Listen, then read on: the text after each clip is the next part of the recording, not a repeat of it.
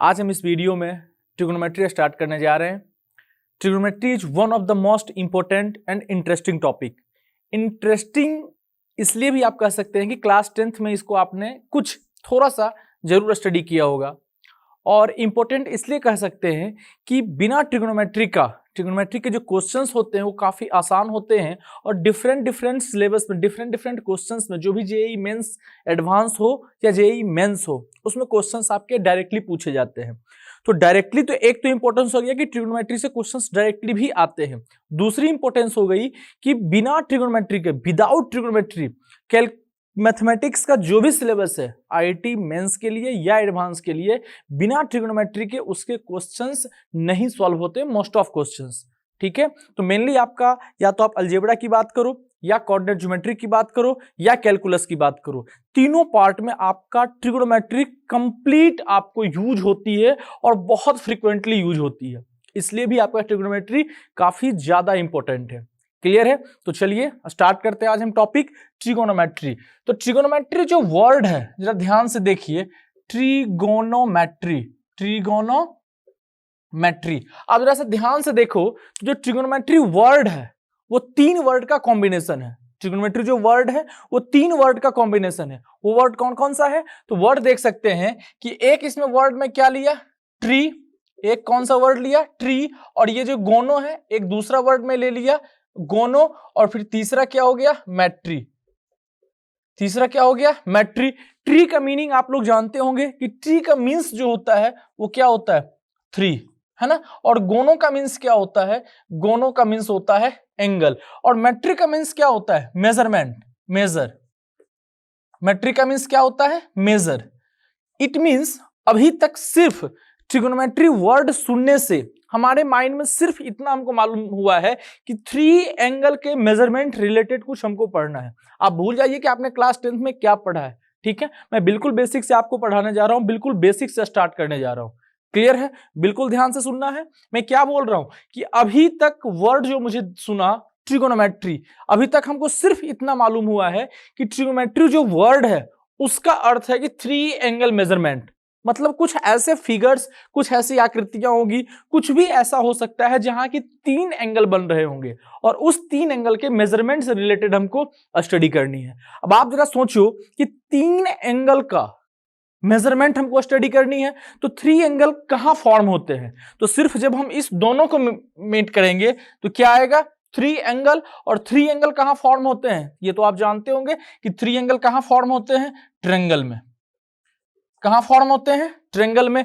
It means कि trigonometry कहने का मतलब है कि हमको ट्रायंगल से रिलेटेड मेजरमेंट करनी है ना, ट्रायंगल का मेजरमेंट करनी है।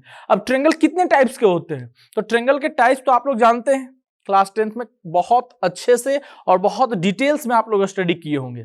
ठीक है, तो ट्रिगोनोमेट्री में हमको ट्रायंगल के बारे में स्टडी करनी है। अब ट्रायंगल जो होते हैं कितने टाइप्स के होते हैं? तो ट्रायंगल को 2 बेसिस पे डिवाइड किया गया है, on the basis of base and on the basis of angle. But अभी तक कहीं भी हमको बेस तो आया नहीं है, अभी तक सिर्फ कौन सा वर्ड हमारा आया है, एंगल। तो हम ट्रिगोनोमेट्री को डिवाइड करेंगे किसके बेसिस पे, एंगल के बेसिस पे, और देखते हैं कि कितने टाइप्स के ट्रायंगल होते हैं और किस ट्रायंगल में ट्रिगोनोमेट्री पॉसिबल है, कैसे पॉसिबल है। क्लियर है? तो on the basis of angle, angle के बेसिस पे ट्रायंगल के कितने टाइप्स हैं? तो on the basis of angle, on the basis of angle के बेसिस पे ट्रिगोनोमेट्री के कितने टाइप्स हैं? ट्रिगोनोमेट्री मेनली तीन टाइप्स के होते हैं। वो तीनों टाइप्स कौन कौन है? फर्स्ट कौन सा टाइप है, acute angle triangle, acute angle triangle. Clear है? दूसरा कौन सा होता है, right angle triangle, right angle triangle. और थर्ड आपका टाइप्स कौन सा है, obtuse angle triangle, obtuse angle triangle. Clear है? हम on the basis of base नहीं देख रहे हैं। क्यों नहीं देख रहे हैं? क्योंकि ट्रिगोनोमेट्री वर्ड जो मैंने सुना, ट्रिगोनोमेट्री वर्ड जो मेरे सामने आया उसमें कहीं भी बेस का कोई डिस्कशन नहीं है, इसलिए हम on the basis of base नहीं देखेंगे। क्लियर है? हम सिर्फ डिस्कस कर रहे हैं on the basis of angle. क्यों? एंगल कहां से आया? एंगल गोनो वर्ड से आया। क्लियर है? इसलिए हम on the basis of angle discuss कर रहे हैं। क्लियर है? तो on the basis of angle 3 type के ट्रायंगल हम लोग जानते हैं। We know that there are 3 types of triangle on the basis of angle. Clear है? अब देखिए, एक्यूट एंगल ट्रायंगल डिफिनीशन आप जानते होंगे, डिफिनीशन बताने की जरूरत नहीं है। एक्यूट एंगल ट्रायंगल क्या होता है? एक बार शॉर्ट्स में मैं आपको डिवाइस करवा देता हूं। एक्यूट एंगल ट्रायंगल क्या होता है कि in which all the angles are acute, it means all the angles are greater than 0 degree and less than 90 degree, that triangle is called acute angle triangle. Clear है? इसके कुछ figure किस type से होते हैं, इसके जो शेप होते हैं कुछ इस टाइप के होंगे। मान लेते हैं एक ए, बी और सी, इसके तीनों एंगल जो हैं, all the angles are acute because all the angles are less than 90 degree. Clear है? And greater than 0 degree. Second, right angle triangle. Right angle triangle किसको बोलते हैं? The triangle in which one angle is 90 degree and rest 2 angles are acute. Okay, इसका shape कुछ किस type का होगा? इसका शेप कुछ इस टाइप के होते हैं। ठीक है, ये ए, ये बी और ये सी, ये आपका 90 डिग्री हो गया। क्लियर है? और ऑब्ट्यूज एंगल ट्रायंगल किसको बोलते हैं? The triangle in which one angle is greater than 90 degree and less then 180। मतलब वैसा ट्रायंगल, ऐसा ट्रायंगल जिसमें एक एंगल आपका 90 से क्या हो? ग्रेटर हो और 180 से लेस हो and other 2 angles are acute. Clear है? इसका शेप कुछ किस टाइप का होगा? इसका शेप कुछ इस टाइप का फॉर्म होता है। ओके, ये आपका ऑब्ट्यूज एंगल ट्रायंगल का शेप हो गया। ये ए, ये बी और ये आपका सी। क्लियर है? यहां आप देख सकते हैं कि ये एंगल जो है ये आपका ऑब्ट्यूज है, मींस ग्रेटर देन 90 है। ओके, अब ध्यान से देखो, अभी तक सिर्फ हमको ये मालूम हुआ है कि सर एंगल 3 टाइप्स के होते हैं, इसके ये शेप्स हैं, है ना? अच्छा, एक सवाल का आप जवाब दो कि किसी भी ट्रायंगल में अगर आपको 2 साइड दे दिया जाए, है ना, 2 साइड आपको नोन हो, तो क्या आप थर्ड साइड बतला सकते हो? जब आपको 2 साइड गिवन हो, ध्यान दो मैं क्या बोल रहा हूं, अगर किसी ट्रायंगल में, इन एनी ट्रायंगल, है ना, on the basis of angle we are discussing about this. Okay, on the basis of angle there are 3 types of triangle. ठीक है, अब इस किसी भी ट्रायंगल में, इन तीनों के किसी भी ट्रायंगल में अगर आपको 2 साइड नोन हो, ठीक है, तो क्या आप थर्ड साइड बतला सकते हो? तो चलो ठीक है, देखते हैं कि चलो इसमें ये साइड सर क्या हो गया 3 और ये साइड क्या हो गया 4, ये साइड क्या हो गया 3, ये साइड क्या हो गया 4। बस ऐसे अज्यूम कर रहा हूं ये 3 सेंटीमीटर है, 4 सेंटीमीटर है, यहां ये आप 3 सेंटीमीटर ले सकते हैं और ये क्या हो गया आपका, ये 4 सेंटीमीटर, ये 3 सेंटीमीटर। सेम वे में यूनिट में यहां नहीं लिख रहा हूं, आप लोग अंडरस्टूड कर सकते हैं कि ये यूनिट लिखा हुआ है 3 सेंटीमीटर का। क्लियर है? और सेम वे में ये मान लेते हैं 3 है, ये 4 है ना, 3 सेंटीमीटर और 4 सेंटीमीटर। तो क्या अब यहां से AC बतला सकते हैं? यहां से AC बतला सकते हैं, यहां से BC बतला सकते हैं? चलो सेम कर देता हूं, यहां पे 4 ले लेते हैं, 4 सेंटीमीटर। तो इन तीनों ट्रायंगल में हमको क्या नॉन है? AB का लेंथ नॉन है एंड BC का लेंथ नॉन है। AB का लेंथ नॉन है, BC का लेंथ नॉन है, AB का लेंथ नॉन है और BC का लेंथ नॉन है। हमको फाइंड करना है या हम फाइंड करने की कोशिश कर रहे हैं, कौन सा है? साइड। हम साइड फाइंड करने की कोशिश कर रहे हैं AC। तो क्या आप ऐसा कर सकते हैं? तो आपको ये नोन होगा, एक पाइथागोरस थ्योरम होता है ना। पाइथागोरस थ्योरम कहां होता है? सबसे पहले किस ट्रायंगल में अप्लाई करते हैं? तो पाइथागोरस थ्योरम अप्लीकेबल कहां होता है? राइट एंगल ट्रायंगल में। तो राइट एंगल ट्रायंगल में पाइथागोरस थ्योरम अप्लीकेबल होता है। तो with the help of Pythagoras theorem, है ना, अगर 2 साइड हमको नोन है तो थर्ड साइड हम बतला सकते हैं। पाइथागोरस थ्योरम से क्लास 10th में आप लोग स्टडी किए होंगे। क्या होता है? AC का स्क्वायर इक्वल टू क्या? AB का स्क्वायर प्लस BC का स्क्वायर। क्लियर है? ये पाइथागोरस थ्योरम है और ये एप्लीकेबल सिर्फ कहां है? ये राइट एंगल ट्रायंगल में है। तो इसके हेल्प से ये 3 है, ये 4 है, तो ये साइड हम क्या बतला सकते हैं? 5 सेंटीमीटर। ओके, बट ऐसा कोई थ्योरम नहीं है जहां से कि हम एग्जैक्ट बतला सकते हैं AC का लेंथ। यहां मेरे पास कोई ऐसी इंफॉर्मेशन नहीं है जहां से हम AC का लेंथ बतला सकते हैं। ओके, यहां सिर्फ हम इसका एक रेंज बतला सकते हैं कि सम ऑफ टू साइड, किसी भी ट्रायंगल में sum of two side is always greater than third side, मतलब इससे हमेशा ये क्या होगा, इसका सम बड़ा होगा, and difference of two side, इन दोनों का difference is always less than third side. Okay, तो इसका सिर्फ हम एक रेंज बतला सकते हैं कि AC का जो मेरा लेंथ होगा, AC का जो लेंथ होगा यह 7 से छोटा होगा और क्या होगा, 1 से बड़ा होगा। ओके, हम एग्जैक्टली नहीं बतला सकते, इसका लेंथ अब 2 भी हो सकता है, 3 भी हो सकता है, 4 भी हो सकता है, 5 भी हो सकता है, 6 भी हो सकता है, 6.5 भी हो सकता है, 5.9 भी हो सकता है, कुछ भी हो सकता है, बट एग्जैक्ट लेंथ नहीं बतला सकते। ओके, सेम वे में यहां भी इसका जो लेंथ होगा वो सेम वे में उसी कॉन्सेप्ट से, कौन सा कॉन्सेप्ट से, कि sum of two side is always greater than third side and difference of two side is always less than third side. Okay, तो यहां से भी AC का जो लेंथ होगा वो 7 से छोटा होगा और 1 से बड़ा होगा। क्लियर है, बट यहां भी हम एग्जैक्ट लेंथ इसका नहीं बतला सकते हैं। ओके, तो सिर्फ एक ये प्रॉपर्टी होने के कारण, कौन सा प्रॉपर्टी, पाइथागोरस थ्योरम प्रॉपर्टी, कहां अप्लाई होता है, राइट एंगल ट्रायंगल में। ओके, सिर्फ इस प्रॉपर्टी के कारण हम क्या करते हैं कि अगर हमारा दो साइड नोन है तो थर्ड साइड हम बतला सकते हैं। क्लियर है, तो यहां से अब हम बोलेंगे कि सिर्फ पाइथागोरस थ्योरम के कारण due to reason of Pythagoras theorem trigonometry is applicable in right angle triangle. Trigonometry is applicable in right angle triangle, मतलब कहीं भी आप ट्रिग्नोमेट्री वर्ड सुने या ट्रिग्नोमेट्री का कहीं भी डिस्कशन हो रहा है तो ये आपके माइंड में स्ट्राइक करनी चाहिए कि वहां राइट एंगल ट्रायंगल होगा। ठीक है, मींस अभी तक हम कुछ नहीं जानते हैं ट्रिग्नोमेट्री में, बिल्कुल जीरो है। ओके, सिर्फ मैं जो बता रहा हूं, जिस तरीके से चल रहा हूं, आप साथ चले, बिल्कुल समझ में आएगा और बहुत अच्छे से समझ में आएगा और बहुत अच्छा सीखेंगे। क्लियर है, देखिए स्टार्टिंग से फिर से, मैं ट्रिग्नोमेट्री वर्ड सुना, ट्रिग्नोमेट्री से सुनते ही अभी तक हम सिर्फ क्या पहुंचे, राइट एंगल ट्रायंगल तक। क्लियर है, तो माइंड में आपके ये सेट होना चाहिए कि ट्रिग्नोमेट्री वर्ड सुनते ही हमारा डिस्कशन कहां होना चाहिए, राइट एंगल ट्रायंगल में। ओके, तो अब आपके माइंड में एक सवाल आ रहा होगा कि सर आपने अभी तक सिर्फ बताया कि ट्रिग्नोमेट्री कहने का मतलब क्या हो गया कि राइट एंगल ट्रायंगल, मींस कहीं भी ट्रिग्नोमेट्री यूज हो रहा है, ट्रिग्नोमेट्री वर्ड यूज हो रहा है, इसका मतलब है कि वहां 90 डिग्री जरूर फॉर्म हो रहा होगा। तो क्या बाकी दो ट्रायंगल जो आपका और बच गया, वो एक्यूट एंगल ट्रायंगल और ऑब्ट्यूज एंगल ट्रायंगल, बाकी दो ट्रायंगल आपका कौन कौन सा बच गया, acute angle triangle and obtuse angle triangle, क्या ट्रिग्नोमेट्री यहां पॉसिबल नहीं है? चलिए देखते हैं पहले।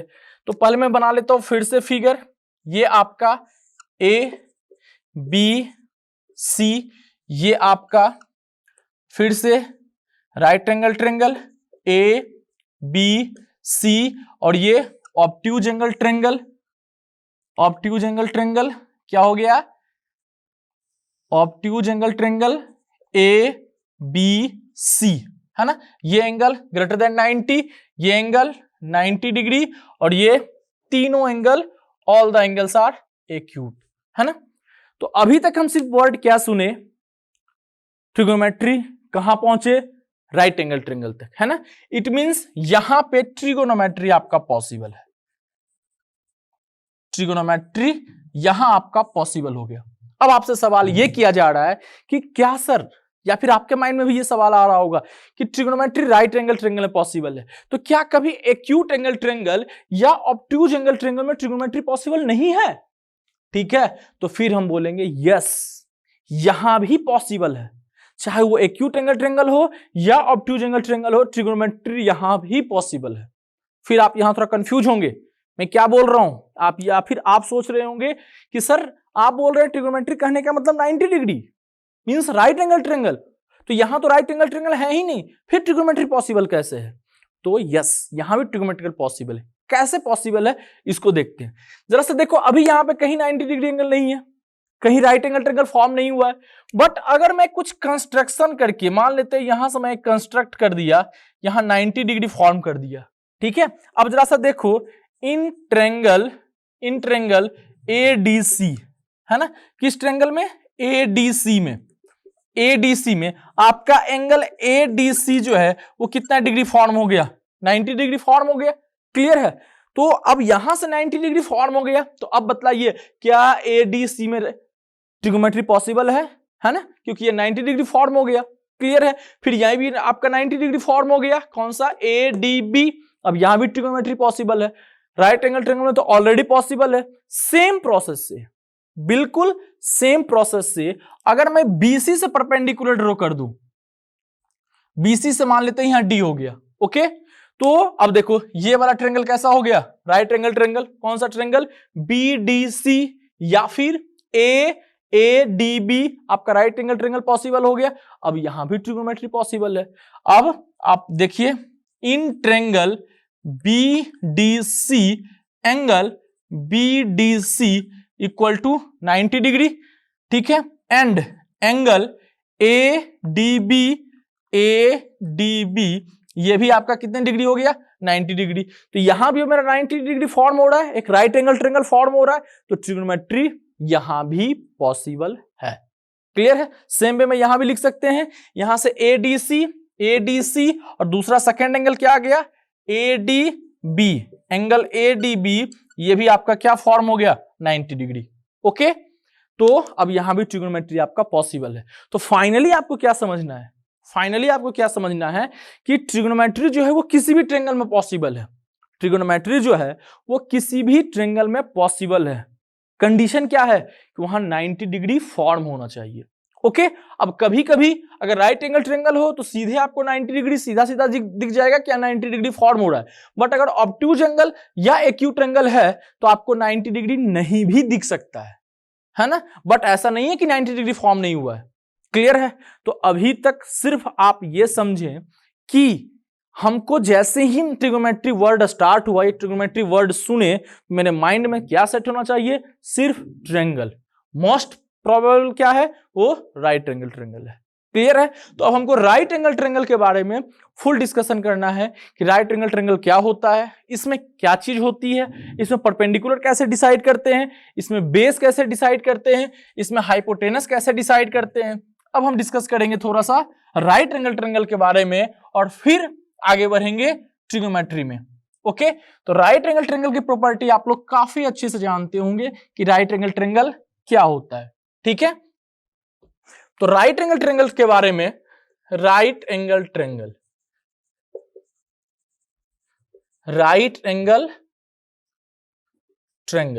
है ना? राइट एंगल ट्रायंगल क्या होता है? तो यहां से ये एक, अभी जस्ट मैंने थोड़ा सा डिफिनीशन ही बताया था इसका कि राइट एंगल ट्रायंगल क्या होता है कि एक ऐसा ट्रायंगल जिसका एक एंगल कितना हो? 90 डिग्री हो। एक एंगल कितना हो? 90 डिग्री हो। एंड रेस्ट टू एंगल क्या हो? आपका एक्यूट हो, है ना? इसमें ये एंगल आपका क्या है? 90 डिग्री, एंड ये दोनों एंगल आपका क्या है? एक्यूट एंगल है। क्लियर है? तो ये राइट एंगल का है, डिफिनीशन बताने की जरूरत नहीं है। क्लियर है? सबसे पहली चीज इसमें आती है आपकी हाइपोटेनस। सबसे पहला क्या आता है? हाइपोटेनस। हाइपोटेनस कैसे डिसाइड करते हैं? तो 90 डिग्री के जस्ट सामने का जो साइड होगा वही हमारा क्या होता है? हाइपोटेनस। 90 डिग्री के जस्ट सामने का जो साइड है वो हमारा क्या होता है? हाइपोटेनस। तो इस ट्रायंगल में हाइपोटेनस मेरा क्या हो गया? AC। ठीक है, अब यहां हमको डिसाइड करना है परपेंडिकुलर एंड बेस। तो किसी राइट एंगल ट्रायंगल में परपेंडिकुलर क्या होता है, बेस क्या होता है, ये हम कैसे डिसाइड करते हैं? तो जनरली बच्चे क्या करते हैं, गलती क्या करते हैं कि इसको हमेशा परपेंडिकुलर बोल देते हैं और इसको हमेशा बेस बोल देते हैं, जो कि गलत है ना? कैसे गलत है, क्या गलत है, अब वो देखते हैं। सबसे पहले जब किसी राइट एंगल ट्रायंगल में आपको परपेंडिकुलर या बेस डिसाइड करना हो तो परपेंडिकुलर और बेस एक दूसरे के रिस्पेक्ट में बोली जाती है, डायरेक्टली नहीं बोला जाता है। ठीक है, मान लेते हैं कि अब आपको बोला जाए कोई 5 फीट का, कोई मान लेते हैं 6 फीट का आदमी है, कोई 6 फीट का आदमी है, बोला जाए भाई बताओ कैसे हो, तो बोलेगा यार ये तो 6 फीट का आदमी बहुत लंबा है ना? ये 6 फीट का आदमी बहुत लंबा है। अब ऐसा बोला जाए कि 6 फीट के आदमी, एक कोई भी 6 फीट का यहाँ पर्सन खड़ा है, ये पर्सन है 6 फीट का, और इसके सामने खली को खड़ा कर दो। किसके साथ, किसको खड़ा कर दो? खली को। और खली के सामने बोलो कि ये बहुत लंबा है, तो ये बोलना आपका गलत हो जाएगा। ठीक है, कैसे? क्योंकि खली की हाइट लगभग 7 फीट है, आई डोंट नो कितना है एग्जैक्ट, बट 6 फीट से ज्यादा है। है ना। तो खली के रिस्पेक्ट में इसकी हाइट को आप ज्यादा नहीं बोल सकते हो, तो आप क्या बोलोगे जनरली कि सर इसकी हाइट कम है। तो अगर इसकी हाइट कम है तो कोई 5 फीट का आदमी जो है जिसकी हाइट 5 फीट है, ठीक है, उसके सामने ले जाके इसको खड़ा कर दो और बोल दो कि 6 फीट के आदमी की कि तुम्हारी हाइट कम है, ठीक है, फिर नहीं बोल सकते हैं। इसका मतलब हाइट जो हो गया वो कंपैरिजन है, वो डिपेंड कर रहा है कि किसके रिस्पेक्ट में आप पूछना चाह रहे हैं कि हाइट क्या है, ठीक है। तो ऐसे में डायरेक्टली किसी को 6 फीट के देख के या फिर 5 फीट को देख के मैं डायरेक्टली नहीं बता सकता हूं कि इसकी हाइट कम है या ज्यादा है, ठीक है। ये हमेशा एक दूसरे के रिस्पेक्ट में बोली जाती है, ठीक है। सेम कॉन्सेप्ट यहां परपेंडिकुलर एंड बेस के रिस्पेक्ट में बोला जाता है, ठीक है, कि परपेंडिकुलर और बेस जो है वो डायरेक्टली नहीं बताया जाता है, उसके लिए आपको हमेशा एक एंगल फिक्स करना पड़ेगा, तब आप परपेंडिकुलर और बेस को डायरेक्टली बतला सकते हैं, ठीक है। तो यहां से मैं डायरेक्टली नहीं बतलाऊंगा कि इस ट्रायंगल में हमारा परपेंडिकुलर क्या है और बेस क्या है। तो परपेंडिकुलर और बेस डिसाइड करने के लिए सबसे पहले आपको क्या करना पड़ेगा, एक एंगल को फिक्स करना पड़ेगा। सबसे पहले क्या करना पड़ेगा, एक एंगल को फिक्स करना पड़ेगा। चलिए यहां पे मैंने एंगल फिक्स क्या कर दिया, क्या चीज, थीटा। इट मींस सी के रिस्पेक्ट में हमको बताना है कि परपेंडिकुलर कौन है और बेस कौन है।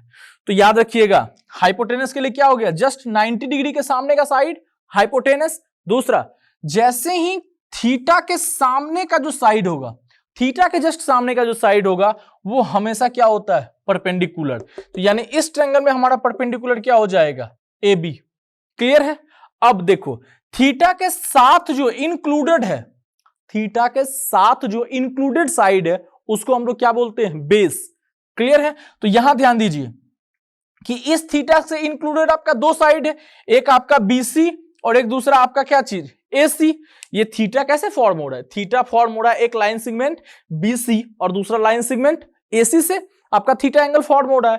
तो अब यहां से कंफ्यूज नहीं होना है, क्यों, AC को मैं ऑलरेडी क्या बोल चुका हूं, हाइपोटेनस। अब वो बेस तो हो नहीं सकता, तो अब दूसरा साइड हमारा सीधा कौन सा बचा, BC। इट मींस BC हमारा जो है वो क्या है, बेस है। तो इसमें हमारा BC जो होगा वो क्या कहला जाएगा, बेस कहला जाएगा। क्लियर है। किसके रिस्पेक्ट में, किसके रिस्पेक्ट में, थीटा के रिस्पेक्ट में। तो ये जो भी मैं इंफॉर्मेशन लिखा हूं, ये जो इंफॉर्मेशन लिखा हूं ये किसके रिस्पेक्ट में है, with respect to theta, with respect to theta, है ना। ये थीटा के रिस्पेक्ट में ये इंफॉर्मेशन है।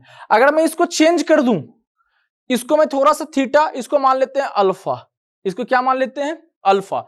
अगर हम यहां पे अब बात कर दें कि विथ रिस्पेक्ट टू अल्फा आपको बताना है, अल्फा के रिस्पेक्ट में आपको बताना है परपेंडिकुलर कौन है, बेस कौन है, हाइपोटेनस कौन है। तो हाइपोटेनस तो ऑलवेज हमेरा क्या होता है, फिक्स होता है, क्योंकि किसी राइट एंगल ट्रायंगल में 90 डिग्री तो एक ही होगा। तो 90 डिग्री के जस्ट सामने का साइड हमारा क्या हो जाएगा, हाइपोटेनस। तो हाइपोटेनस यहां मेरा क्या आ गया, यहां पे AC। क्लियर है। अब इसमें आपको अगर परपेंडिकुलर डिसाइड करना है तो मैंने परपेंडिकुलर के लिए क्या बताया था, याद रखिएगा कि जस्ट जिस एंगल के रिस्पेक्ट में आपको परपेंडिकुलर पूछ रहा है उसके जस्ट सामने का साइड, जस्ट कौन सा साइड, जस्ट सामने। अब थीटा के अल्फा के रिस्पेक्ट में हमारा जस्ट सामने का साइड कौन सा फॉर्म हो गया, BC। यानी कि इसमें अगर परपेंडिकुलर पूछा जाए तो क्या आ गया, BC। अब यहां अगर बेस पूछा जाए कि बेस क्या है, ठीक है। अब इसके साथ देखो दो साइड है, एक अल्फा कैसे कैसे फॉर्म हो रहा है, एक AC से और दूसरा AB से। तो AC का नाम क्या हो गया, हाइपोटेनस। AC का क्या नाम है, हाइपोटेनस। और फिर AB का नाम क्या है, सिंपल बच गया अब बेस। तो यहां पे हमारा बेस क्या है, बेस क्या हो जाएगा, AB। ओके। तो आई होप आपको समझ में आ गई होगी कि किसी राइट एंगल ट्रायंगल में हम परपेंडिकुलर कैसे डिसाइड करते हैं, हाइपोटेनस कैसे डिसाइड करते हैं, बेस कैसे डिसाइड करते हैं। एक बार फिर मैं रिवाइज करवा देता हूं, ठीक है, कि हाइपोटेनस हमेशा फिक्स होता है।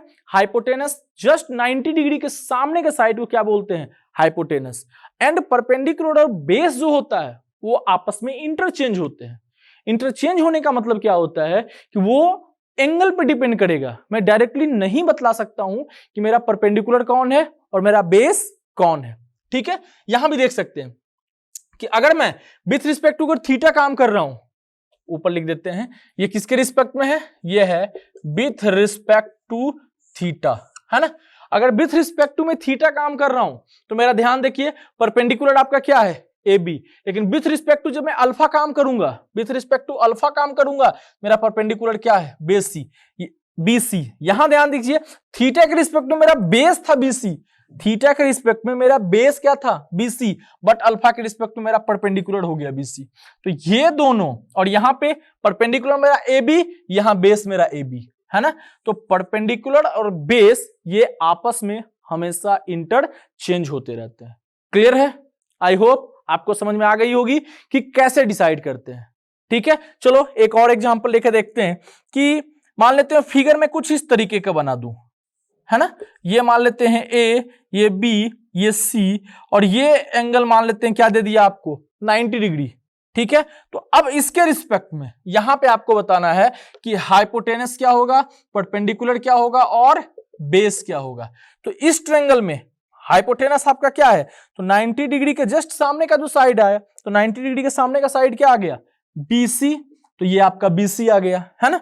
अब इसके रिस्पेक्ट में परपेंडिकुलर एंड बेस बताना है, तो मैं परपेंडिकुलर और बेस डायरेक्टली नहीं बतला सकता, इसके लिए हमको एक एंगल को फिक्स करना पड़ेगा। हाँ, दूसरी बात, वो एंगल जो आप फिक्स कीजिएगा वो 90 डिग्री नहीं होना चाहिए, 90 डिग्री को छोड़ के, except 90 degree, except right angle triangle. या तो आप इस एंगल के रिस्पेक्ट में बात करो या इस एंगल के रिस्पेक्ट में। तो चलो यहां पे मैं एंगल इसको फिक्स करता हूं थीटा, है ना। अब इस एंगल के रिस्पेक्ट में आपको बात करना है, तो परपेंडिकुलर कौन हो जाएगा, तो जिस एंगल के रिस्पेक्ट में पूछे उसके जस्ट सामने का साइड आपका परपेंडिकुलर, तो इसमें परपेंडिकुलर क्या आ गया आपका, इसमें परपेंडिकुलर आपका AC, है ना। और इसके साथ अब कौन सा साइड बच गया, BC, तो आपका बेस क्या हो गया, BC। क्लियर है? आई होप आपको क्लियर हो गया होगा कि किसी राइट एंगल ट्रायंगल में कैसे हम परपेंडिकुलर डिसाइड करते हैं, कैसे बेस डिसाइड करते हैं एंड कैसे हाइपोटेनस डिसाइड करते हैं। क्लियर है? अब इसी को कॉन्सेप्ट को यूज करके अब हम लोग किसकी ओर आगे बढ़ेंगे, ट्रिगोनोमेट्री की ओर आगे बढ़ेंगे, जो कि आप लोग सुने होंगे कि साइन होता है, कॉस होता है, टेन होता है, कॉट होता है। तो ये सारी चीजें कहां से आती है, इसका मीनिंग क्या है, इसका नाम कैसे लिखते हैं, ठीक है, और इसमें फिर ट्रायंगल में इसका क्या यूज है, ये सारी चीजें अभी हम देखेंगे। ठीक है, तो कौन सा हो गया, ट्रिगोनोमेट्रिकल रेशियो। अब हेडिंग क्या दीजिए, ट्रिगोनोमेट्रिकल रेशियो।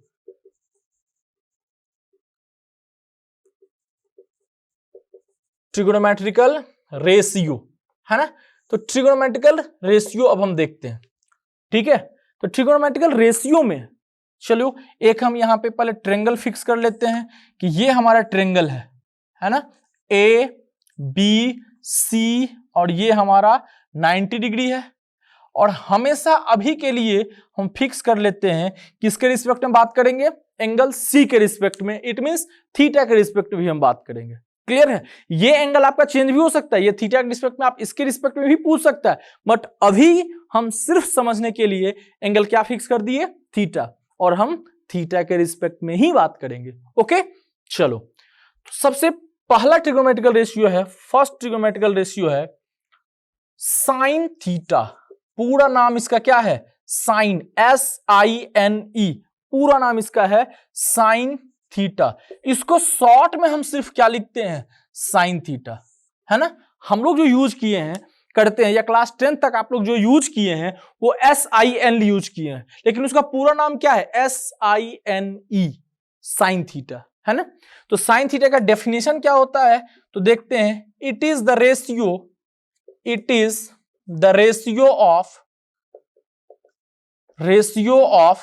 देखो इस ट्रायंगल में ये थीटा है, ये आपका हाइपोटेनस हो गया, ये परपेंडिकुलर हो गया, और ये आपका बेस हो गया।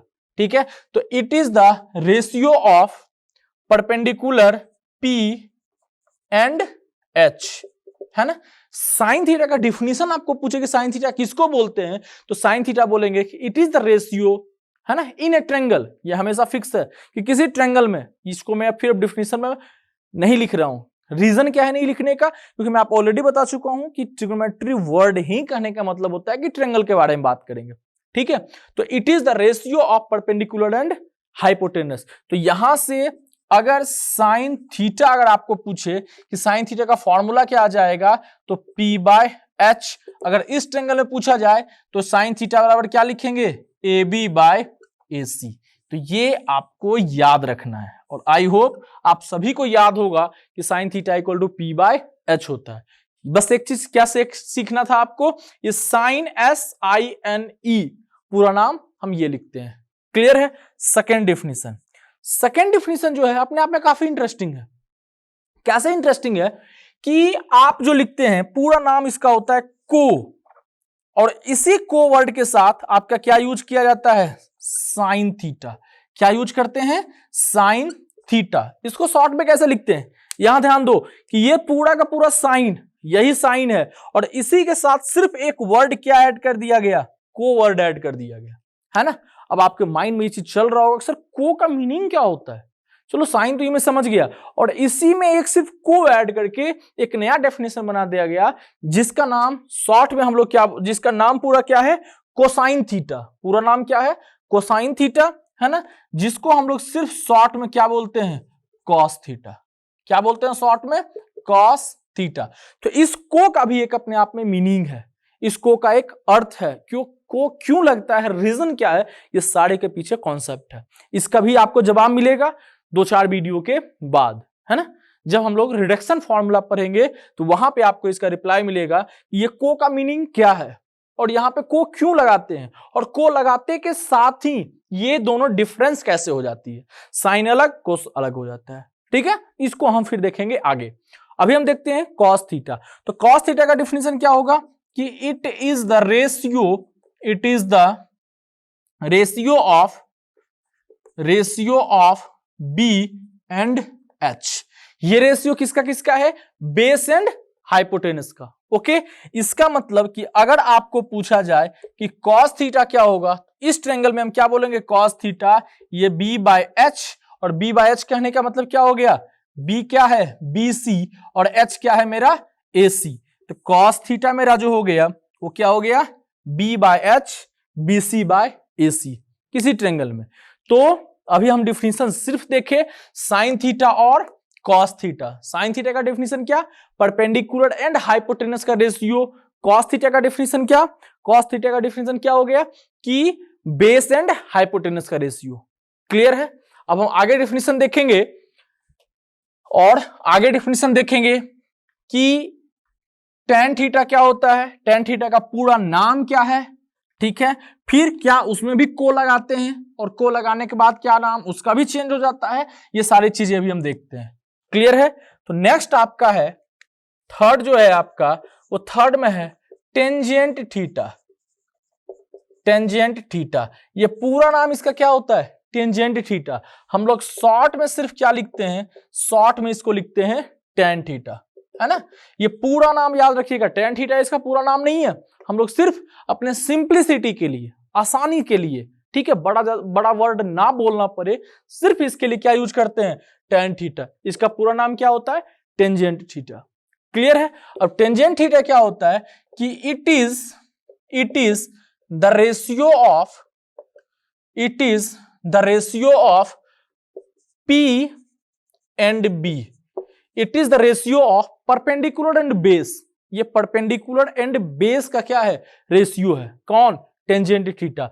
तो फिर इसमें क्या लिखेंगे कि tan थीटा इक्वल टू क्या होगा, P बाई B, और इस ट्रायंगल में क्या बोलेंगे कि ये क्या हो जाएगा, AB बाय B क्या है, BC, है ना। तो tan थीटा का फॉर्मूला आपका क्या आ गया, AB by BC means perpendicular by base.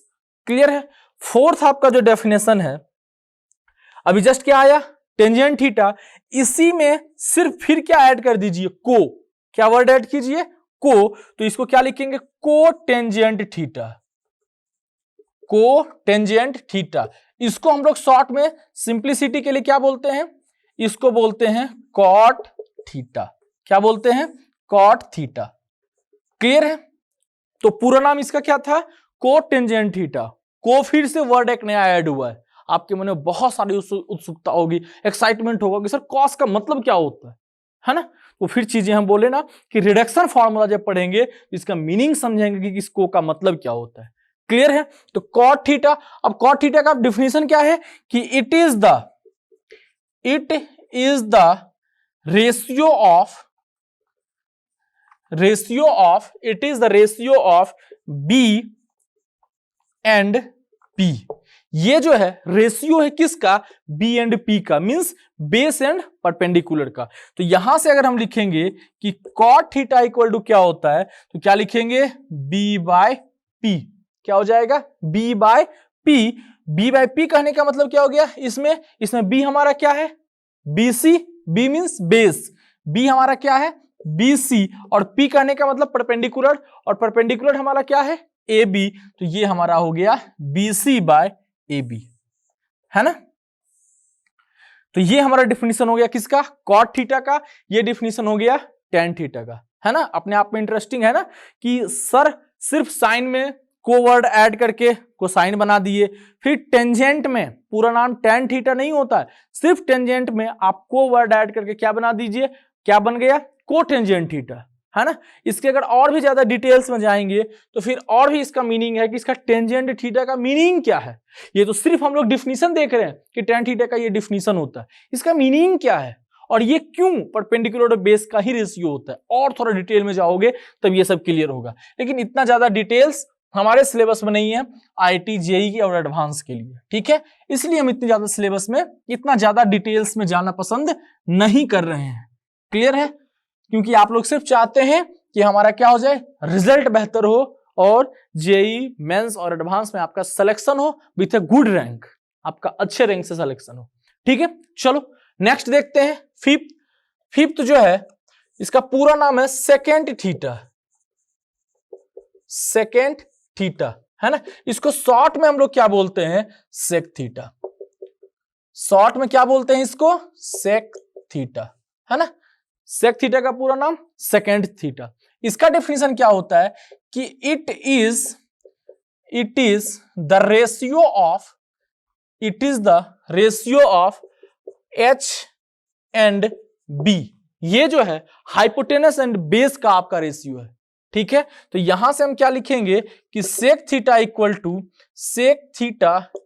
To H by B, और एच कहने का मतलब इसमें क्या हो गया, इस ट्रायंगल में एच कहने का मतलब क्या हो गया, ए सी और बाय बी सी। क्लियर है, तो ये आपका डिफिनीशन हो गया किसका, सेक थीटा का, hypotenuse by base A C by B C, है ना। यहां आपको डिफिनीशन में सिर्फ ये वाला पार्ट याद रखना है, मेनली ये पार्ट है कि sec theta equal to hypotenuse by base. इस ट्रायंगल के लिए सिर्फ हम ए सी बाय बी सी बोल रहे हैं, ए सी बाय बी सी, ठीक है। ट्रायंगल चेंज हो सकता है, पी क्यू के रिस्पेक्ट में हो सकता है, पी क्यू आर ट्रायंगल हो सकता है, तो ये चेंज हो जाएगा। या फिर इसी ट्रायंगल में सिर्फ हम एंगल ये चेंज कर दें तो फिर हमारा हाइपोटेनस, चलो हाइपोटेनस तो फिक्स रहेगा, बेस हमारा चेंज हो जाएगा, तो ये डेफिनेशन लिखना गलत है, ठीक है। तो सिर्फ आपको ये मेनली याद रखना है, और याद क्या रखना है, आई होप आपको जरूर याद होगी, ठीक है। सिक्स आप जानते हैं, फिर इसी वर्ड में यहां क्या आया, सेकेंड थीटा, सिर्फ इसी वर्ड में फिर क्या ऐड कर दीजिए, को, है ना, को सेकेंड थीटा, को सेकेंड थीटा। अब को सेकेंड थीटा का मतलब क्या हो गया, को सेकेंड का थीटा का मतलब क्या हो गया, ये कॉसेक थीटा। क्या मतलब है, कॉसेक थीटा। तो कॉसेक थीटा का पूरा नाम क्या है, को सेकेंड थीटा। तो को सेकेंड थीटा, इसका डिफिनीशन क्या हो जाएगा कि it is the ratio of H and P. ये जो आपका रेशियो है ये हाइपोटेनस एंड परपेंडिकुलर का रेशियो है। क्लियर है, इसका मतलब कि cosec theta equal to formula क्या आ गया, एच बाय पी, है ना। तो इस ट्रायंगल के लिए एच बाय पी कहने का मतलब क्या हो जाएगा, A C by A B, A C by A B. Clear है, तो ये आपका हो गया डिफिनीशन किसका, कॉसेक थीटा का। ओके, तो यही 6 ट्रिग्नोमेट्रिकल रेशियो है जो कि आपको याद रखना है, और इसी पे पूरा का पूरा ट्रिग्नोमेट्री घूमता है, पूरा का पूरा ट्रिग्नोमेट्री इसी पे वर्क करता है। इससे ज्यादा आपको कुछ भी नहीं मिलने वाला है। क्लियर है, आई होप आपको समझ में आ रही होगी। क्लियर है, तो अभी हमने सिर्फ ट्रिग्नोमेट्रिकल रेशियो देखा, जिसके अंतर्गत क्या देखा, साइन थीटा। साइन थीटा का पूरा नाम क्या होता है, SINE, है ना, पूरा नाम क्या होता है, साइन थीटा। और उसको शॉर्ट के लिए सिर्फ हम लोग क्या बोलते हैं, उसको शॉर्ट यूज के लिए हम लोग क्या बोलते हैं, SIN और थीटा। क्लियर है। दूसरा क्या होता है, सिर्फ साइन में ही क्या वर्ड ऐड कर दिया गया, को, क्या बन गया, कोसाइन थीटा, उसको शॉर्ट में हम लोग क्या बोलते हैं, cos theta. I hope you are comfort with all these definition, ठीक है। तीसरा क्या होता है, टेंजेंट थीटा, शॉर्ट में क्या बोलते हैं, टैन थीटा। फिर इसमें क्या वर्ड ऐड कर दिया गया, को, ये क्या बन गया, को टेंजेंट थीटा, क्लियर है। फिर आगे क्या आता है, सेकेंड थीटा, क्या आता है, सेकेंड थीटा। फिर इस सेकेंड थीटा को शॉर्ट में हम लोग क्या बोलते हैं, सेक थीटा, सेकेंड थीटा को शॉर्ट में सेक थीटा। फिर नेक्स्ट जो आता है 6, वो इसी सेक थीटा में या सेकेंड थीटा में क्या वर्ड ऐड कर दिया गया, को, CO, को वर्ड ऐड कर दिया गया। फिर वो नया बन गया, क्या बन गया, को सेकेंड थीटा, को सेकेंड थीटा को हम लोग शॉर्ट में क्या बोलते हैं, कॉसेक थीटा। बस ट्रिगोनोमेट्रिकल, पूरे ट्रिगोनोमेट्री में यही 6 का 6 आपका रेशियो है जो आपको स्टडी करनी है, ठीक है। इसी पे आपका पूरा ट्रिगोनोमेट्री आपका वर्क करेगा। अब ये जब डिफिनीशन आप लिख रहे थे कि sine theta equal to perpendicular by hypotenuse, cos theta equal to base by hypotenuse, तो इसको अगर आप ध्यान से देखें तो इनके बीच में एक रिलेशन बनती है, इनके बीच में एक रिलेशन बनती है। तो अभी हम देखते हैं रिलेशन बिटवीन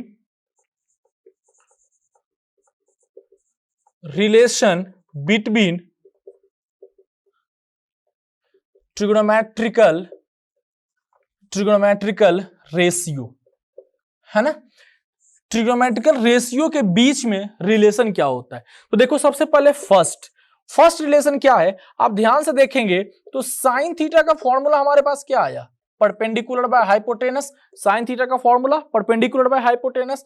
इसी को हम क्या लिख सकते हैं, 1/p/h को हम h/p लिख सकते हैं, बिल्कुल। इसको अगर फिर से आप रेसिप्रोकल लोगे तो ये क्या लिखा हुआ है, p/h ही लिखा हुआ है, क्लियर है।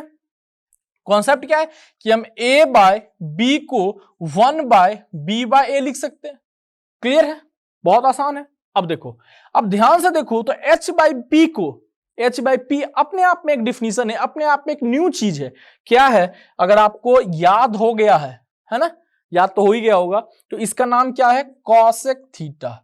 क्या नाम है, कॉसेक थीटा। तो इसका मतलब क्या हो गया कि मेरे पास एक फॉर्मूला बन गया कि साइन थीटा इक्वल टू 1/कॉसेक थीटा। इसका मतलब साइन थीटा और कॉसेक थीटा एक दूसरे का रेसिप्रोकल है, sine theta and cosec theta एक दूसरे का रेसिप्रोकल है, तभी तो हम इसको लिख रहे हैं साइन थीटा इक्वल टू 1/कॉसेक थीटा, क्लियर है। या फिर हम इसको ऐसे भी बोल सकते हैं कि जब साइन जो है वो कॉसेक का रेसिप्रोकल है, इसका मतलब है कॉसेक जो है वो किसका रेसिप्रोकल है, साइन का रेसिप्रोकल है। इसको हम ऐसे भी लिख सकते हैं कि कॉसेक थीटा इक्वल टू 1/ क्या, साइन थीटा, है ना, ऐसे भी हम लिख सकते हैं, बिल्कुल ठीक है। तो इन दोनों से हम क्या सिर्फ जजमेंट किए कि साइन एंड कॉस ये दोनों आपस में कैसा है, रेसिप्रोकल है, आपस में कैसा ट्रिगोनोमेट्रिकल रेशियो है, तो रेसिप्रोकल ट्रिगोनोमेट्रिकल रेशियो है। तो यहां से आप जानते होंगे कि कोई भी क्वांटिटी हो और उसके जस्ट उसके रेसिप्रोकल क्वांटिटी को अगर आप मल्टीप्लाई करते हैं तो हमेशा रिजल्टेंट क्या आता है, 1, ठीक है। मतलब कॉन्सेप्ट क्या है, if you multiply any number to its reciprocal except 0, है ना, क्योंकि 0 का रेसिप्रोकल एग्जिस्ट नहीं करता है, ठीक है। तो क्या कॉन्सेप्ट है कि when you multiply any number to its reciprocal then the result is 1, तो उसका रिजल्ट क्या होता है, 1 होता है। तो यहां से हम क्या लिखेंगे, यहां से हम लिख सकते हैं कि साइन थीटा, और अभी जस्ट देखें कि इसका रेसिप्रोकल क्या होता है, कॉसेक थीटा, तो sine theta into cosec theta ये किसके बराबर हो जाएगा, 1 के बराबर हो जाएगा, ठीक है। एक चीज और आपको याद रखना है कि ट्रिगोनोमेट्री में नंबर ऑफ फॉर्मूला बहुत ज्यादा होगा, है ना। आपको देखने से लगेगा कि बहुत ज्यादा फॉर्मूला आ रहे हैं, लेकिन ऐसा नहीं है। अगर आपका कॉन्सेप्ट क्लियर है, ठीक है, तो फॉर्मूला एक ही होता है। जहां से यहीं से देखिए, यहां पे आपका 3 फॉर्मूला लिखा हुआ है ना, आपको लगेगा बहुत ज्यादा फॉर्मूला है, लेकिन ऐसा नहीं, यहां पे 3 फॉर्मूला है, लेकिन तीनों फॉर्मूला का कॉन्सेप्ट एक ही है। कॉन्सेप्ट क्या है कि sine theta and cosec theta just reciprocal of each other, है ना। सिर्फ एक कॉन्सेप्ट से 3 फॉर्मूला आपका निकल रहा है, ठीक है। तो इसको आपको 3 ना याद रख के एक याद रखना है, सिर्फ कॉन्सेप्ट याद रखना है, क्लियर है। जस्ट सेम तरीके से दूसरा ट्रिगोनोमेट्रिकल रेशियो मेरे पास क्या था, दूसरा ट्रिगोनोमेट्रिकल रेशियो था कॉसेक थीटा, उसको सिर्फ हम लोग शॉर्ट में क्या बोलते हैं, कॉस थीटा, शॉर्ट में क्या बोलते हैं, कॉस थीटा। तो हमारा क्या है, दूसरा रिलेशन या दूसरा ट्रिग्नोमेट्रिकल रेशियो के बीच का रिलेशन क्या है आपका, कॉस थीटा। कॉस थीटा का फॉर्मूला क्या होता है, कॉस थीटा का formula b by H base by hypotenuse. Clear है। इसको हम लोग क्या लिख सकते हैं, सेम वे में जिस तरीके से साइन का हम लोग ड्राइव किए थे, सेम तरीके से हम किसको ड्राइव कर सकते हैं, कॉस का। इसको क्या लिख सकते हैं, h बाय b। ये क्या है, h बाय b। क्लियर है।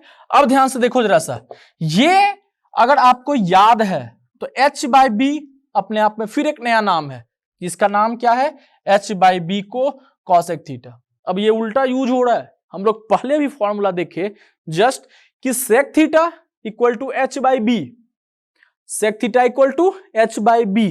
अब हम उल्टा यूज कर रहे हैं कि h बाय b किसको बोलते हैं, तो सेक थीटा को। क्लियर है। तो यहां से हम एक फॉर्मूला देखे कि cos theta equal to 1 by क्या, sec theta. Cos theta equal to 1 by sec theta. Same way में फिर इसको हम क्या लिख सकते हैं कि sec theta equal to 1 by cos theta. Sec theta equal to 1 by cos theta. Concept वही जैसे वहां हम यूज कर रहे थे जस्ट पहले, क्या कि sine theta and cosec theta are reciprocal of each other. Same way में यहां क्या लिखेंगे कि cos theta and sec theta are reciprocal of each other. सेम कॉन्सेप्ट से यहां मैं लिख सकता हूं कि cos theta into sec theta equal to 1, है ना, कि cos theta and sec theta equal to 1। Concept same है। क्या कॉन्सेप्ट है कि cosec theta and sec theta are reciprocal of each other. Clear है। नेक्स्ट थर्ड कॉन्सेप्ट हम लोग देखते हैं, थर्ड फॉर्मूला। अब हमारा थर्ड क्या बचा हुआ है, टेन का पूरा नाम टेंजेंट थीटा। और टेंजेंट थीटा से रिलेटेड वर्क करेंगे। तो टेन थीटा का फॉर्मूला आपको याद होगा, थर्ड में क्या होता है, टेन थीटा का फॉर्मूला क्या होता है, टेन थीटा का फॉर्मूला P बाय B, है ना, परपेंडिकुलर बाय बेस। इसको अब हम और क्या लिख सकते हैं, रेसिप्रोकल करके P बाय B को हम लिख सकते हैं B बाय P। क्या लिख सकते हैं, B बाय P। अब जरा सा ध्यान से देखो, इसका क्या नाम है, अपने आप एक न्यू नेम है। क्या न्यू नेम है, इसका नाम है कॉट थीटा। क्या नाम है, कॉट थीटा। मतलब सेम वे में यहां से आपका क्या आ गया कि tan theta equal to 1 by cot theta. Clear है कि मतलब टेन थीटा और कॉट थीटा आपस में क्या है, एक दूसरे का रेसिप्रोकल है। या फिर इसी को क्या लिख सकते हैं, उल्टा भी लिख सकते हैं, cot theta equal to 1 by tan theta. क्या लिख सकते हैं, cot theta equal to 1 by tan theta. Clear है। मतलब फिर सेम कॉन्सेप्ट कि tan theta and cot theta are reciprocal of each other, तो यहां से हम फिर लिख सकते हैं क्या चीज कि tan theta into cot theta equal to 1। ये दोनों का प्रोडक्ट आपस में क्या है, 1। ठीक है। तो तीन फॉर्मूला अभी तक आप लोगों ने देखा, कौन कौन सा, फर्स्ट, तो फर्स्ट को फॉर्मूला तरीके से याद रखोगे, 3 याद रखना पड़ेगा। मतलब अभी तक आपके 9 फॉर्मूला आ चुके हैं, लेकिन उसको नहीं याद रखना है, सिर्फ याद रखना है कि sine theta and cosec theta are reciprocal of each other. Clear है। सेकेंड क्या, cos theta and sec theta are reciprocal of each other. Clear है। थर्ड क्या, tan theta and cot theta are reciprocal of each other. इसी 3 concept से आपके ये 9 formula बना है। ठीक है। तो आप इसको 9 ना समझ के 3 समझना है। क्लियर है। नेक्स्ट अभी हम फिर और देखते हैं कि साइन थीटा और tan theta and cos theta में क्या रिलेशन है। It means sine theta, cos theta and tan theta. Fourth formula आप बोल सकते हैं, ठीक है, कि tan theta equal to formula देखो, टेन थीटा को भी जस्ट क्या देखे थे कि ये क्या होता है, P बाय B। क्लियर है। अब इसमें जरा सा हम एक काम करते हैं कि डिवाइड कर देते हैं डिनोमिनेटर एंड डिनोमिनेटर में हाइपोटेनस से। किसे डिवाइड करते हैं कि डिनोमिनेटर एंड डिनोमिनेटर में हाइपोटेनस से डिवाइड करते हैं। या फिर ऐसे लिखो, देखो इसको हम ऐसे लिख सकते हैं, P बाय B को P into 1 by B। Clear है। ऐसे अगर लिखेगा कि ये फिर P और B लिखा हुआ है। क्लियर है। अब जरा सा इसमें सिर्फ आप क्या कर दीजिए कि यहां पे हम हाइपोटेनस से डिवाइड कर रहे हैं और बैलेंस करने के लिए यहां हाइपोटेनस से मल्टीप्लाई कर दिए। ध्यान से देखो, यहां हम इसी क्वांटिटी से डिवाइड किए और इसी क्वांटिटी से मल्टीप्लाई किए, अगर फिर आप इन दोनों को कैंसिल करवाइएगा तो यही चीज मिल जाएगी, है ना। तो आई होप आपको क्लियर होगा कि मैंने क्या किया है। अब जरा ध्यान से देखो, यहां P/H, तो P/H अपने आप में एक फॉर्मूला है। P/H अपने आप में क्या फॉर्मूला है? ये साइन थीटा का फॉर्मूला है, ठीक है, इनटू H/B। H/B भी अपने आप में एक फॉर्मूला है। कौन सा फॉर्मूला है? ये है 1/cos थीटा, 1/cos थीटा। इसका मतलब कि क्या फॉर्मूला बन गया कि tan थीटा इक्वल टू, इसको क्या लिख सकते हैं कि sin theta by cos theta. ये भी एक अपने आप में फॉर्मूला है कि tan थीटा जो होता है वो sin theta by cos theta होता है। क्लियर है? फिफ्थ कॉन्सेप्ट आपको क्या याद रखना है कि ये tan का हो गया।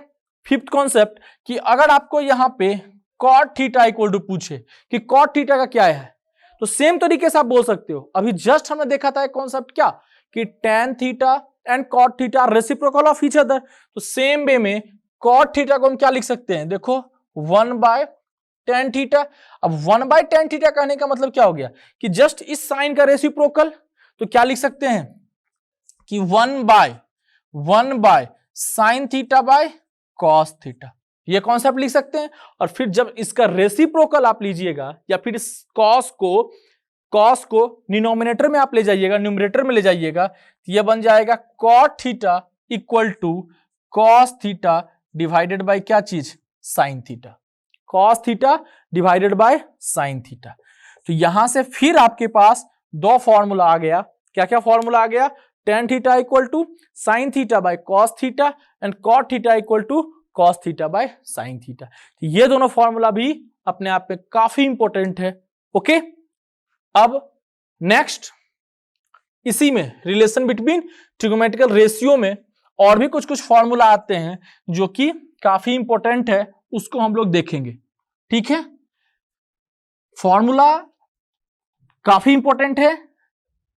अभी जितने भी फॉर्मूला आपको बताया जा रहा है वो पूरे ट्रिगोनोमेट्री में जमकर यूज होगा, फ्रीक्वेंटली यूज होगा, सब जगह यूज होगा, है ना। इसीलिए ट्रिगोनोमेट्री को बहुत ज्यादा इंपॉर्टेंट बोला गया है ना, कि बिना ट्रिगोनोमेट्री के आप जेईई मेंस का सिलेबस स्टडी नहीं कर सकते। सिर्फ जेईई मेंस ही नहीं, एडवांस भी। ठीक है, चलो नेक्स्ट फॉर्मूला है आपका, नेक्स्ट टाइप 1 था वो एक टाइप की थी, अभी नेक्स्ट टाइप की आ जाएगी। तो नंबरिंग आप लोग ध्यान देख लेगा कि कितने नंबर का फॉर्मूला है। ठीक है, नेक्स्ट हम यूज कर रहे हैं कि sine square theta plus cos square theta equal to 1। एक ये फॉर्मूला होता है कि साइन स्क्वायर थीटा और कॉस स्क्वायर थीटा का रिलेशन हमेशा क्या होता है? 1 होता है। क्लियर है? कैसे? इसमें आपको याद रखने वाली बात क्या है कि यहां भी ये एंगल आपका क्या होना चाहिए? थीटा, और ये भी एंगल क्या होना चाहिए? थीटा। मतलब ये दोनों आपका क्या होना चाहिए? सेम एंगल, है ना। अगर एंगल आपका सेम हो तो आपका ये हमेशा 1 होगा। सेम एंगल सिर्फ कंडीशन है, और कोई भी एंगल आ सकता है। ठीक है, जैसे एग्जांपल के तौर पे कि अगर आपको पूछा जाए कि sine square 30 degree plus cos square 30 degree, इसका भी आंसर क्या होगा? 1। ये दोनों आपका सिर्फ क्या है? सेम फॉर्मूला है। ठीक है, ये सेम एंगल, मैं एंगल को सेम बोल रहा हूं, और यहां स्क्वायर होना चाहिए और ये दोनों एंगल सेम होना चाहिए। यहां अगर फिर आपको ऐसे कर दिया जाए कि पूछ दिया गया कि साइन स्क्वायर 5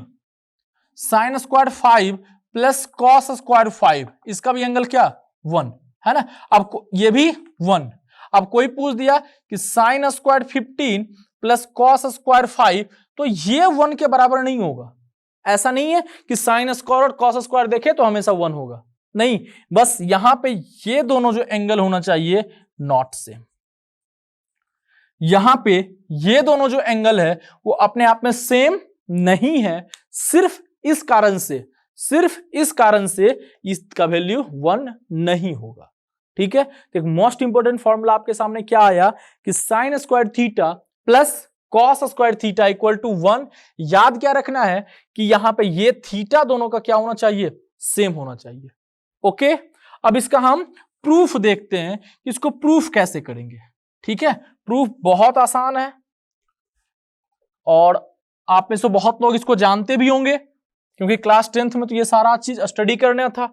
अभी हम जितनी भी चीजें यहाँ स्टडी कर रहे हैं, जितना भी चीजें फॉलो कर रहे हैं, जितनी भी चीजें देख रहे हैं, वो सारा का सारा कॉन्सेप्ट आप क्लास 10th में स्टडी कर चुके होंगे, डेफिनेटली कर चुके होंगे। ठीक है, चलो तो LHS पार्ट इसका क्या है, प्रूफ इसका देख रहे हैं। इसका प्रूफ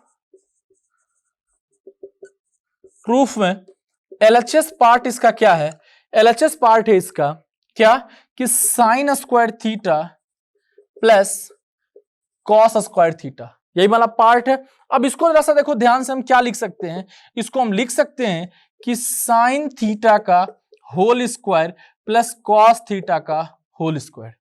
क्लियर है। नेक्स्ट, साइन थीटा का फॉर्मूला क्या होता है, साइन थीटा का फॉर्मूला भी हम जस्ट देखे थे कि साइन थीटा का फॉर्मूला क्या होता है, P/H इसका स्क्वायर, और ये कॉस थीटा का फॉर्मूला ये B/H का होल स्क्वायर। क्लियर है। तो इसको क्या लिख सकते हैं कि P square by H square plus B square by H square. Okay, अगर आप फिर से इन दोनों में P square by H square, B square by H square, अगर आप एलसीएम ले लेंगे तो एलसीएम, इन दोनों का एलसीएम क्या आने वाला है, H स्क्वायर और H स्क्वायर, दोनों का डिनोमिनेटर सेम है तो एलसीएम आपका सेम आएगा, क्या आएगा, H स्क्वायर। क्लियर है। यहां से क्या आ जाएगा, P square plus B square. तो P square plus B square आपका फॉर्मूला क्या होता है, पाइथागोरस थ्योरम आप लोग जानते होंगे कि किसी राइट एंगल ट्रायंगल में परपेंडिकुलर का स्क्वायर प्लस बेस का स्क्वायर जो होता है वो हाइपोटेनस के स्क्वायर के बराबर होगा। ये क्या आ जाएगा, H square upon H square, और ये दोनों कैंसिल होके क्या आ गया, 1, है ना, ये 1 आ गया। इट मींस यहां से जो आपका कॉन्सेप्ट यूज हुआ, जो आपको प्रूफ करनी थी कि साइन स्क्वायर थीटा और प्लस कॉस स्क्वायर थीटा ये किसके बराबर हो जाएगा, ये 1 के बराबर होगा। ठीक है, इस तरीके से इसका कॉन्सेप्ट आपका sign square theta plus cos square theta ये 1 हो गया। क्लियर है। एक चीज, बेसिक चीजें हैं क्योंकि फॉर्मूला में नहीं है, काफी इंपॉर्टेंट है, जो आप लोग काफी ज्यादा गलती करते हैं। क्या गलती करते हैं कि यहां से साइन थीटा ये इक्वल नहीं होता है साइन इंटू थीटा के, है ना, मतलब ऐसा नहीं है कि यहां पे ये दो अलग अलग क्वांटिटी है और इन दोनों का ये प्रोडक्ट है। यहां साइन इंटू थीटा इसको नहीं लिख सकते हैं, जैसे कि कहीं भी अगर आपको लिखा होता है ए बी, है ना, तो इसको हम लोग क्या लिखते हैं, इसको हम लिख सकते हैं ए इंटू बी। क्लियर है। बट यहां ये जो साइन थीटा है, साइन और थीटा ये दोनों अलग अलग नहीं होते हैं।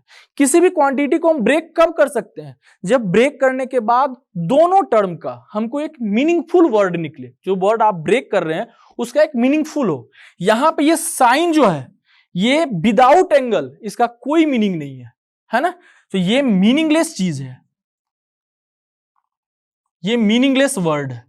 क्लियर है, अपने आप में इसका कोई मीनिंग नहीं है। तो साइन थीटा को आप साइन इंटू थीटा नहीं लिख सकते हैं। क्लियर है।